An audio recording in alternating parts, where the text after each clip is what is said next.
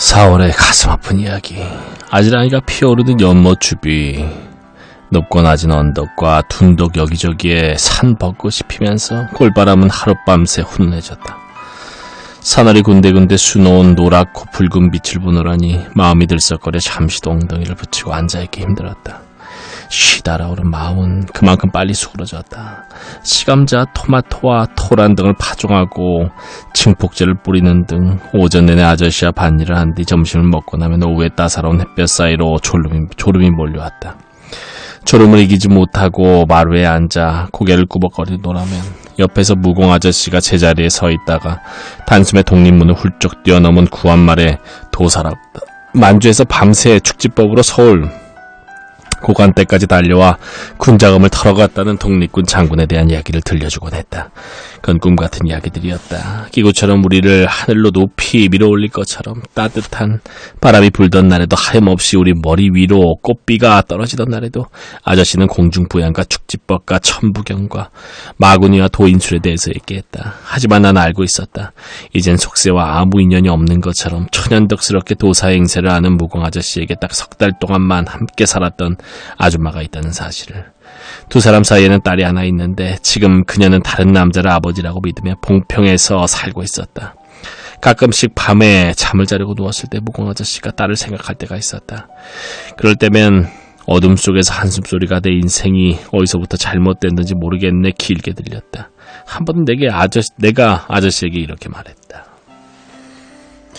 인생이 잘못됐다고 생각한다면 지금이라도 제대로 살면 되는 거 아닌가요? 따님을 찾아가세요. 하지만 무공 아저씨는 그게 내 말처럼 쉬운 일은 아니란다. 대꾸가 없었다.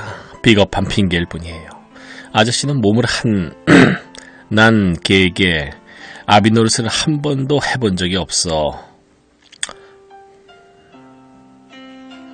번 뒤척였다. 그러니까 지금부터라도 아빠 노릇을 하시라는 거죠. 그러자 무공 아저씨는 벌떡 일어나 방에 불을 켜더니 앉은백이 책상 앞으로 갔다. 아저씨는 책상 서랍에서 연고를 꺼냈다. 잠이 안 와서 잡생각이 들 때는 이 연고를 검은 동물의 부모가 된다는 건 머리통에 바르는 게 슬픈 일이지 상책이다. 그건 돌팔이 약장수가 남기고 한 만병통치약이었다. 저는 그렇게 생각하지 않아요. 내가 뭐라고 말하거나 말거나. 무공 아저씨는 이마에 연고를 발랐다. 정말 그런 것일까? 그 약을 바르면 잡생각이 없어질까? 누군가의 부모가 된다는 건 슬픈 일일까? 그래서 아빠도 매일 슬픈 표정으로 소주를 마셨던 것일까? 나로서는 알 수가 없었다. 다른 사람의 생각을 읽을 수 있다는 것과 그 생각을 이해한다는 것은 다른 문제였다. 17살의 나로서는 이해할 수 없는 일들이 세상에는 너무나 많았다. 온갖 생각들, 소망들, 꿈들. 난 아저씨에게 연고를 달라고 해서 머리에 발랐다. 그 모든 일들을 명징하게 이해하거나 그렇지 않다면 머리가 말끔하게 비워졌으면 좋겠다는 생각이 들었다. 아저씨. 다시 불을 끄고 누웠을 때 내가 무공 아저씨를 불렀다. 가슴 아픈 이야기는 이제 그만하자. 그게 아니라 뭐. 강토용이 저더러 아저씨한테 숨쉬는 법을 배우라고 하더라고요. 제가 막 태어난 아이라도 된다는 듯이 말이에요. 근데 그걸 배우면 저도 우주의 비밀을 알게 되나요? 정말 그럴까요? 백해가 열리고 인당이 터지면 모르는 게 없어지지. 그럼 아저씨는 백해가 열리고 인당이 터졌나요? 그렇지. 무공 아저씨는 졸린 듯 중얼거렸다. 난 어둠을 가만히 바라봤다. 마냥 모르는 것이 없이 우주의 비밀을 모두 알 수 있다면 제일 먼저 알고 싶은 게 뭘까? 그건 아마도 엄마의 얼굴이 아닐까? 나와 엄마는 어디가 닮았을까? 그 다음에는 엄마와 아빠가 어떻게 만났는지 그리고 왜 헤어졌는지 알아낼 것이었다. 그럼 우주의 비밀을 저한테만 살짝 말해줄 수 없나요? 소주물 마시라거나 뭐 살던 대로 살아라 그런 말씀 말고요. 그건 말이지. 그건요. 산은 더욱 산이 되어야만 하고 물은 더욱 물이 되어야만 한다는 것이지. 그게 우주의 비밀이야. 에이. 마찬가지로 대통령은 더욱 대통령이 되고 법관은 더욱 법관이 되어야만 하는 거야. 대통령이 사기꾼이 되고 법관이 권력의 시녀가 되면 안 된다는 거야. 그래서 이 나라는 잘못된 거야. 그건 나 무공이가 너 정훈이가 되는 꼴이거든. 그러니까 무슨 이야기인지 알겠지만 왜 하필이면 제 이름이 사기꾼과 시녀의 자리에 들어가나요? 그건 내 맘이지. 우리는 잠시 말이 없었다. 그런데 아저씨는 우주의 비밀도 아시는 분이 한참 있다가 내가 다시 말을 꺼냈다. 그렇지. 내가 잘 알지. 어떻게 자기 인생이 어디서부터 잘못됐는지는 모르는 건가요? 하지만 대꾸 대신에 갑자기 코 고는 소리가 들렸다. 원래 금방 잠드는 사람이긴 했다. 곤란한 질문이 나오니 자는 척하는 것인지도 몰랐으나 더 이상 무공 아저씨는 생각도 말도 하지 않았다. 더 묻고 싶었으나 그 연고를 바른 탓인지 나도 금방 잠에 빠졌다. 아름다운 무승부의 꿈. 꿈속에서 나는 무공 아저씨에게 숨쉬는 법을 새로 배웠다. 그건 이 우주와 내가 숨을 두고 서로 실랑이를 벌이는 일이었다. 내가 그 숨을 최대한 아랫배 깊숙이 끌어당기면 그 다음에는 이 우주가 다시 그 숨을 끌어냈다. 질세나 내가 다시 숨을 내 안으로 빨아들이면 이 우주 역시 끈덕지게 그 숨을 다시 자기 쪽으로 끌어당겼다. 숨을 둘러싸고 벌어지는 우주와 나의 한판 승부는 아직까지는 팽팽한 무승부 상태였다. 그때 갑자기 내 꿈에 나타난 무공 아저씨가 성악가처럼 두 팔을 펼치고 외쳤다. 오, 아름다운 무승부여. 오, 놀라운 우주의 비밀이여. 어느 봄날 나는 무조건 이기는 인생을 다짐했고 어느 가을날 나는 완전히 졌다고 좌절했었지. 이제는 알 수 있다네. 그때부터 내 인생은 잘못되기 시작했다는 것을. 누구도 이 우주를 이겨서도 져서도 안 된다는 것을. 해변으로 파도가 밀려왔다가 물려가듯이 혹은 바람의 풀들이 땅에 닿을 듯 쓰러졌다가 다시 일어나듯이. 며칠 뒤 아저씨에게 실제로 숨쉬는 법을 배우기 시작했다. 하지만 내가 숨쉬는 법을 배우건 그 꿈을 꾸면서부터였다. 하지만 나는 그 말을 하지 않았다. 5월 새로운 시작과 끝. 서북쪽에서 부는 바람은 노란 바람, 파란 하늘과 파란 바다를 건너온 중국의 모래바람이었다. 5월이 되자 뒷산의 아카시아들이 꽃대에 번갈아가며 하얀 꽃들을 주렁주렁 매달았다. 벌들을 품앗이하는 농부들만큼이나 바삐 몰려다녔다. 수은주가 올라가면 시키지 않아도 집집마다 창문을 여는 것처럼 5월이 되자 온몸의 감각이 저절로 눈을 떴다. 요란스러운 새소리에 잠에서 깨어 문을 열면 꽃향기가 마당에 자욱했다. 오솔길에 풀들은 아직 억세지 않았고 산딸기는 붉은 만큼 쉬었다. 자고 일어나면 사람이 달라진다면 무공 아저씨가 내 키를 자주 쟀다. 5월에 나는 연초에 재능개발연구소에 있을 때보다 6cm나 더 높은 곳의 공기를 마실 수 있었다. 그렇다면 목젖이 비정상적으로 툭 튀어나오기 시작하면서 목소리가 낮고도 굵어지기 시작한 것은 165cm를 지날 무렵이었나 보다. 매일매일 사람이 달라진다더니 누구보다도 당황스러운 건 바로 나 자신이었다. 어느 날은 앞날이 걱정되고 너무 불안했는데 그럴 때 보면 나는 참 불행한 아이였다. 하지만 그 다음 날은 이 세상 모든 게 너무나 고맙게 느껴져서 웃음이 떠나지 않았으니 어제와는 완전히 다른 사람이라고 말하는 게 옳았다. 그 감정들 하나하나가 계곡의 자갈을 만지는 것처럼 때로는 매끄럽고 때로는 까칠했다. 매일매일이 새로운 시작이었고 또 새로운 끝이었다. 난 날마다 새로 태어나는 것 같았다. 무공 아저씨에게 호흡 수련을 배우면서 내 초능력은 더욱 강해졌다. 마치 올림픽을 앞둔 국가대표 상비군처럼. 나는 수련을 게을리하지 않았고 그것과 무관하게 아침 저녁 운동으로 몸을 단련했다. 몸과 마음이 예민해질수록 다른 사람들의 생각도 더 잘 들렸다. 내 능력에 스스로 놀라면서 더 많은 호기심이 생겼다.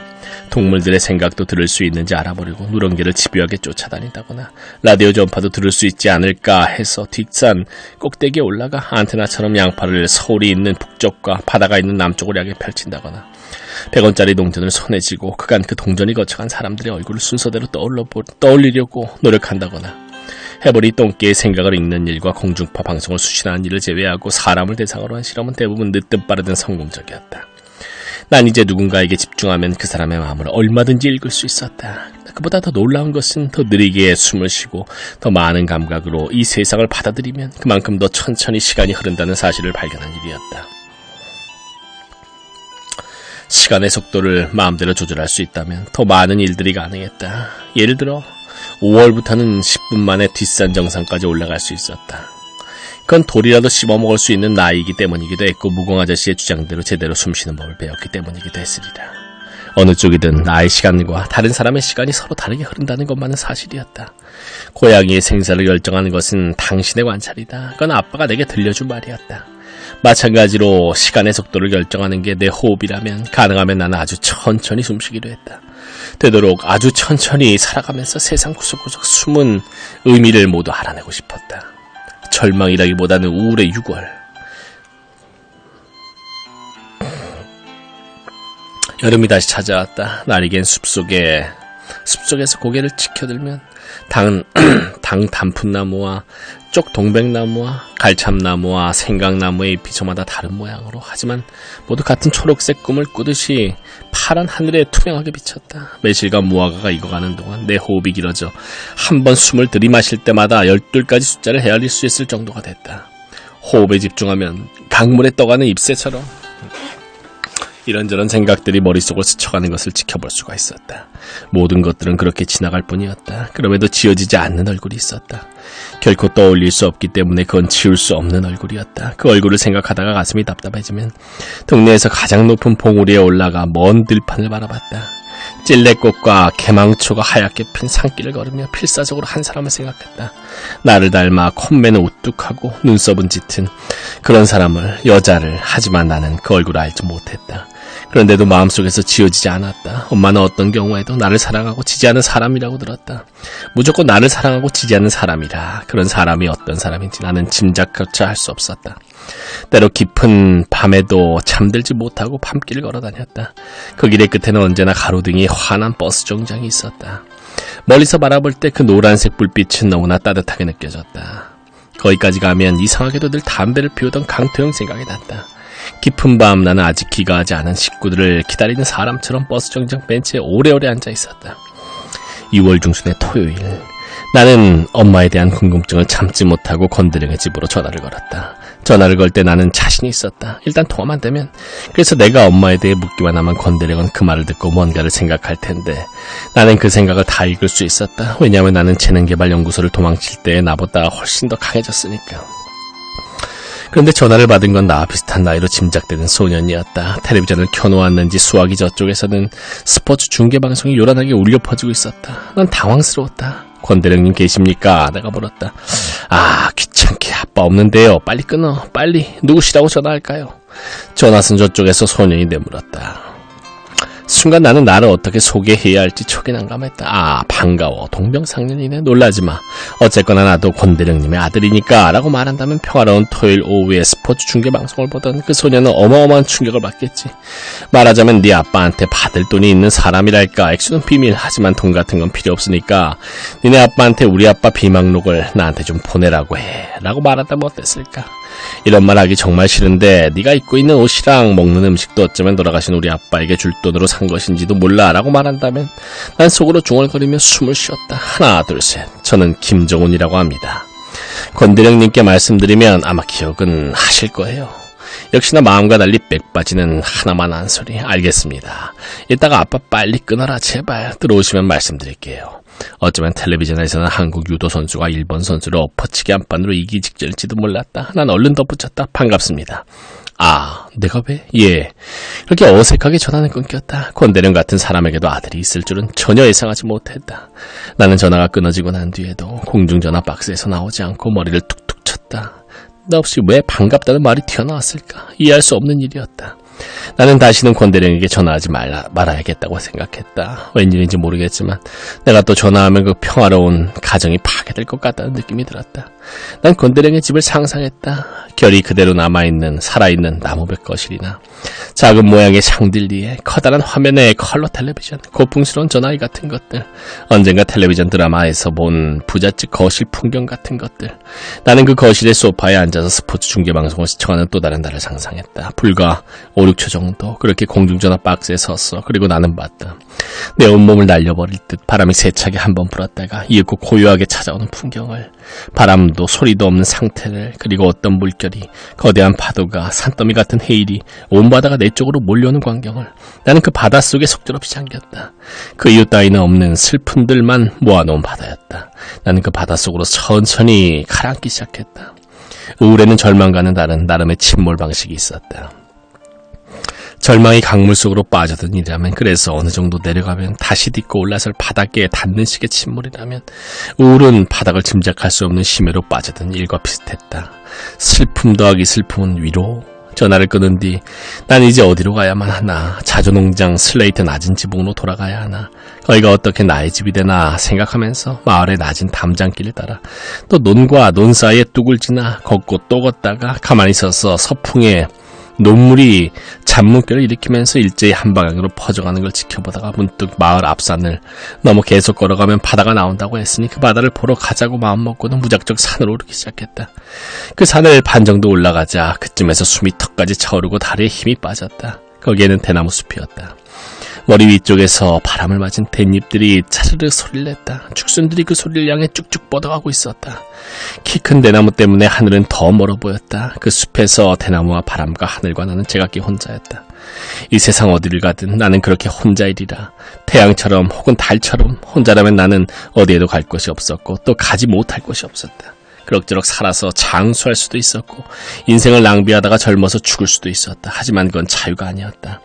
댄잎을 흔들던 바람에도 나는 쓰러질 정도였다. 비틀비틀 나는 흙바닥에 주저앉았다.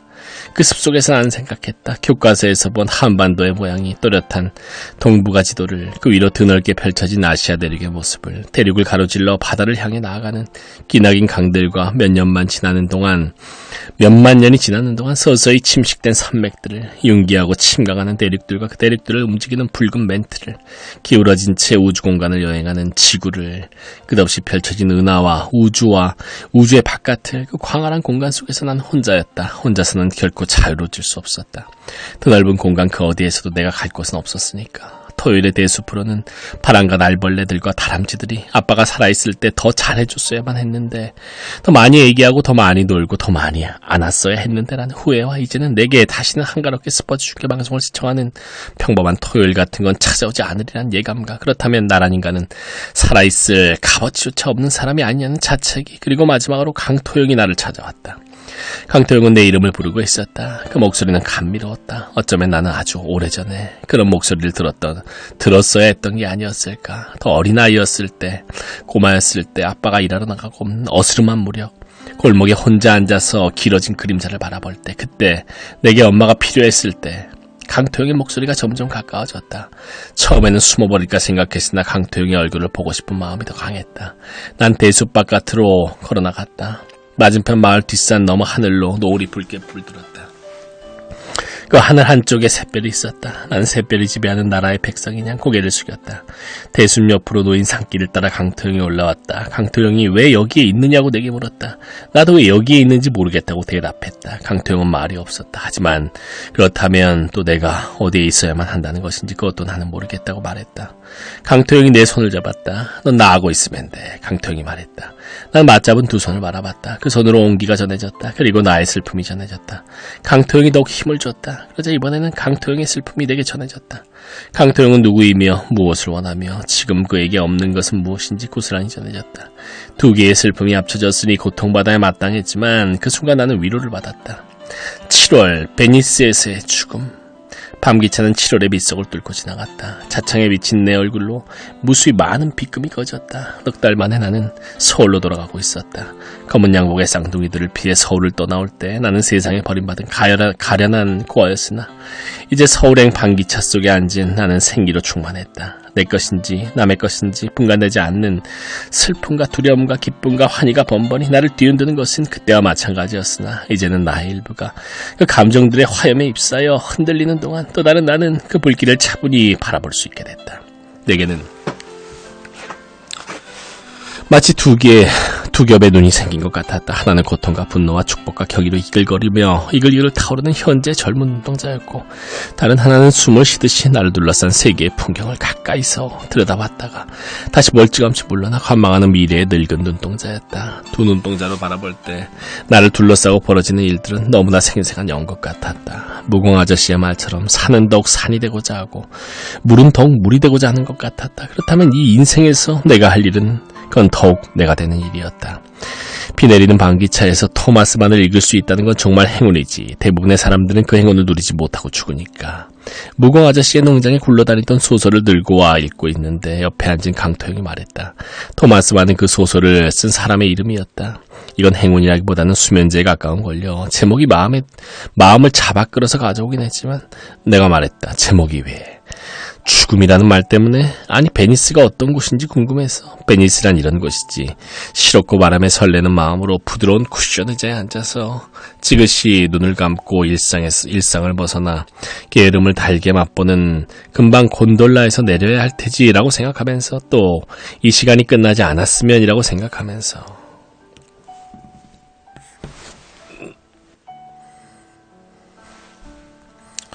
베니스에 가본 적 있나요?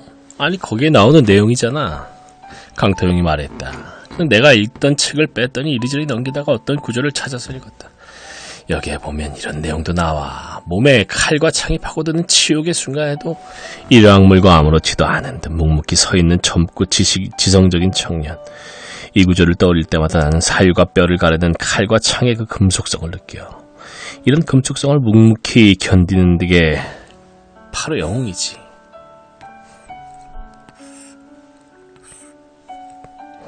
하지만 그런 영웅의 육체도 결국에는 늙고 쇠하게 돼 있어. 또 이런 구절도 있지. 타치오라는 소년과 호텔 승건기항에서 마주쳤을 때 주인공 아셴바흐가 말해. 아름다움은 나를 부끄럽게 만드는구나. 그 구절을 읽고 나는 죽을 때까지 부끄러움을 아는 인간이 되기로 결심했지. 그는 다시 책장을 넘기더니 다른 구절을 찾아서 또 읽었다. 수로의 방향이 바뀌자 리알토의 화려한 대리석 아치가 나타났다. 여행객 아셴바흐는 그 아치를 바라봤다. 그 순간 그는 가슴이 찢어지도록 슬펐다. 그 도시의 분위기를 떠나라고 매정하게 그를 밀어내던 바다와 습지의 비린내를 그는 깊이 들이켰다. 그건 고통스러우나 뿌리칠 수 없는 호흡이었다. 그게 너무 쓰라려 그의 두 눈에 여러 번 눈물이 고였다. 이렇게 될 줄은 몰랐다고 그는 혼자 중얼거렸다. 그토록 견디기 힘들었고 때로 도저히 참을 수 없다고 생각한 그 느낌은 이제 두 번 다시 베니스를 보지 못하리라는 사실, 그래서 어쩌면 이제 베니스와는 영영 이별일지도 모른다는 사실에서 비롯된 것 같았다. 강태용이 책을 읽는 동안 나는 가까이서 그 얼굴을 뚫어져라 쳐다봤다. 작지만 오똑한 코, 촘촘하고 가늘게 박힌 눈썹, 이마를 반쯤 덮은 머리칼. 그 무렵 강태용의 얼굴은 볼 때마다 달라지고 있었다. 서로 3초 이상 시선을 마주칠 때만 드러나는 눈동자의 낯선 빛이나 더 가까이 다가갈 때마다 달라지는 입술의 형태, 손으로 만져볼 때야 비로소 완전히 알게 될 깃벌의 모양 같은 것들, 그런 세세한 부분을 알게 될 때마다 강태용의 얼굴은 조금씩 바뀌었다. 그만 봐. 강태용이 책으로 내 얼굴을 가렸다. 그 책을 치우며 내가 말했다. 난 형이 여자라는 걸 알아요. 처음 만났을 때부터 알고 있었어요. 강태용은 나를 쳐다보다가 손끝으로 입술을 매만졌다. 네가 잘못한 거야. 내 안에 여자 같은 건 없어. 강토란 이름도 가짜죠. 지금 나는 강토야. 원래 이름이 희선이었나요? 그 이름을 가진 사람은 오래전에 죽었어. 오래전에. 벌써 6년 전에. 그 창 쪽으로 고개를 돌렸다. 나는 그의 옆모습을 바라봤다. 좋아요. 그 사람은 죽었다고 쳐요. 그 사람의 약혼자는 어떤 사람이었나요? 그는 왜 죽었나요? 넌 어때? 네 아빠는 왜 죽었다고 생각하니? 전 아빠가 돌아가셨다는 사실만은 알 뿐이에요. 중환자실에서 태어나고 난 뒤에 그 사람들이 경기도 어딘가의 군부대에 있는 납골 땅으로 나를 데려갔죠. 거기서 제게 아빠의 유골이 들어있다는 도자기를 보여주더군요. 그래서 뚜껑을 열어봤어요. 안에 유골이 있더군요. 그게 아빠였다고 하더군요. 제가 믿기지 않는다는 표정을 지으니까 권대령이 믿으라고 했어요. 저는 아빠가 죽었다는 걸 본 적은 없고 믿어야만 한다고 생각한 적은 있어요. 그건 그냥 십자가를 믿듯이 믿어야만 하는 문제였던 거예요. 그러니 아빠가 왜 죽어야만 했는지 이유 같은 건 더군다나 제가 모르죠. 내겐 죽음이 믿음의 문제겠지만 내게는 납득의 문제야. 나는 그 사람의 시체를 봤어. 직접 본 것은 아니지만 사진으로 봤어. 그건 정말이지 끔찍했어. 하지만 그게 한때 내가 사랑했던 남자라는 걸 받아들여야만 했지. 그리고 얼마 뒤 난 불경을 읽다가 이런 구절을 발견했어. 이 몸은 모래성과 같아 금세 닳아 없어진다. 이 몸은 깨진 그릇과 같아 항상 샌다. 이 몸은 마늘과 같아 몸과 마음을 독으로 태운다. 이 몸은 시든 꽃과 같아 이는 늙는다. 이 몸은 집과 같아 모든 병이 들끓는 보금자리다. 이 몸은 빈 주문과 같아 어린애를 속인다. 그런 말들을 하루에도 몇 번씩이나 되새기며 살았지. 그런데도 사진으로 본 그 시신의 모습이 아닌 멀쩡한 모습으로, 우리가 서로 사랑하던 시절의 모습으로 그는 밤이면 내 앞에 나타나. 그 사람을 볼 때면 나는 그 구절을 되뇌어. 이 몸은 모래성과 같아 금세 닳아 없어진다. 이 몸은 깨진 그릇과 같아. 하지만 읊조리면 오래가지 못하고 나는 그에게 물어. 왜 죽어야만 했느냐고. 물론 그 사람은 대답하지 않아. 대답할 사람은 그가 아니니까. 그가 죽었으니까. 자기가 왜 죽었는지 알아낼 수 없는 거야. 그가 왜 죽었는지는 내가 알아내야만 해. 마찬가지야. 네 아빠가 왜 죽어야만 했는지 대답할 사람도 네 아빠가 아니라 너야. 그게 바로 이해라는 것이지. 이해란 누군가를 대신해서 그들에 대해서 이야기하는 것, 그리고 그 이야기를 통해서 다시 그들을 사랑하는 일이야. 밤마다 내가 볼 수 있는 건 몇 년 전의 모습일 뿐이고 손을 뻗어도 그를 잡거나 만지거나 안을 수 없는데 내가 그를 이해할 수 있을까? 그를 이해할 수 없다면 과연 그의 죽음을 이해할 수 있을까? 거기까지 말하고 강태호는 입을 다물었다. 비에 젖은 검은 밤이 차창을 스쳐갔다. 어쩌면 이해할 수 없어서 밤은 그렇게 검은지도 모를 일이었다. 난 강토영이 건넨 책을 다시 펼치고 몇 줄 읽다가 자리에서 일어났다. 평일 밤의 기차에는 침묵이 낮게 깔려 있었다. 창문을 열고 통로로 나갔더니 습한 공기가 얼굴로 훅 밀려들었다. 난 열린 창문 바깥으로 고개를 내밀고 바깥을 내다봤다. 금방 빗줄기에 얼굴이 젖어버렸다. 다시 안으로 들어와 두 손으로 얼굴을 닦은 뒤 화장실로 들어갔다. 몸이 흔들렸다. 나는 거울에 비친 내 얼굴을 바라보면서 볼일을 봤다. 오줌 줄기가 변기에 튀었다. 소년과 청년 사이에 끼어있는 미성년 고아. 그러므로 이따금 불쑥불쑥 치미는 욕망에도 아직 얼굴이 없어서 그저 당황스럽고 민망할 뿐인 미확인 생명체. 화장실에서 나오니 강토영이 담배를 피우고 있었다. 나를 보더니 강토영은 담배를 내밀었다.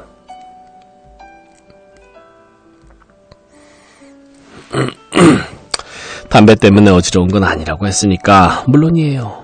하지만 한 모금 빨아들이고 난 뒤 나는 또 비틀비틀 그 자리에 주저앉을 뻔했다.